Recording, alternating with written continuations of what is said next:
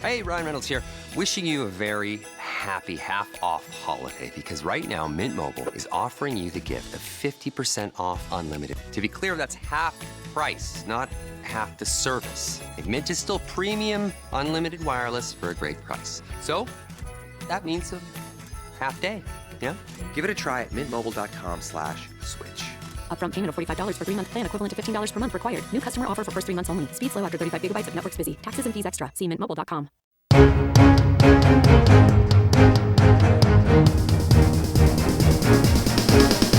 This is the Washington Times front page for Thursday, December 4th, 2025. Thanks for joining us. I'm George Gerbo.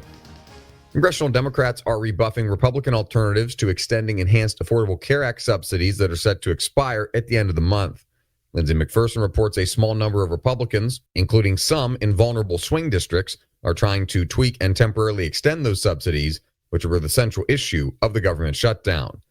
Although some senators are holding out hope for a bipartisan agreement that can garner the 50 votes needed to overcome a filibuster, most predict side-by-side votes on a Democratic bill and a Republican bill that will both fail.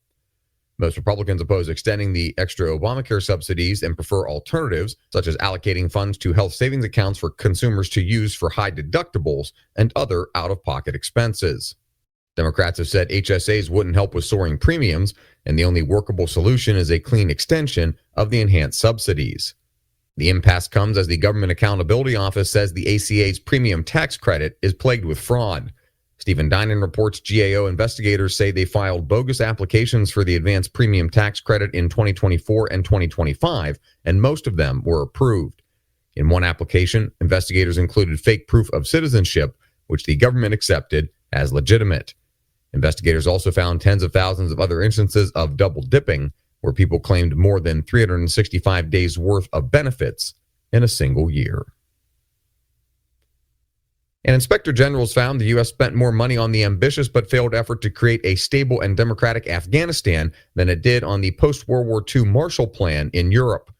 Mike Glenn reports acting Special IG Jean Alois said Congress appropriated approximately $148 billion for Afghanistan reconstruction from 2002 to 2025. About $88 billion of that was spent creating a military that collapsed in August 2021 in the face of pressure from the Taliban.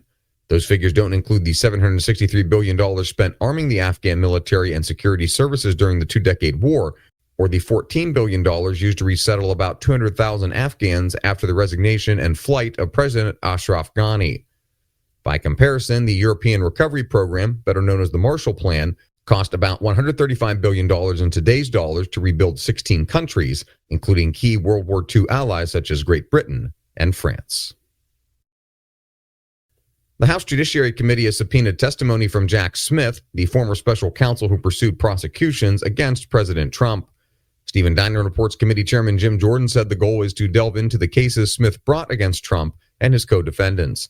Smith was ordered to turn over documents by December 12th and to appear for a deposition on December 17th.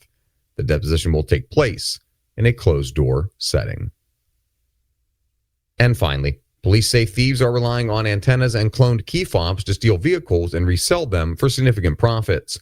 Matt Delaney reports thieves will use handheld antennas to trick an engine into starting by hijacking the signal between the vehicle and its fob.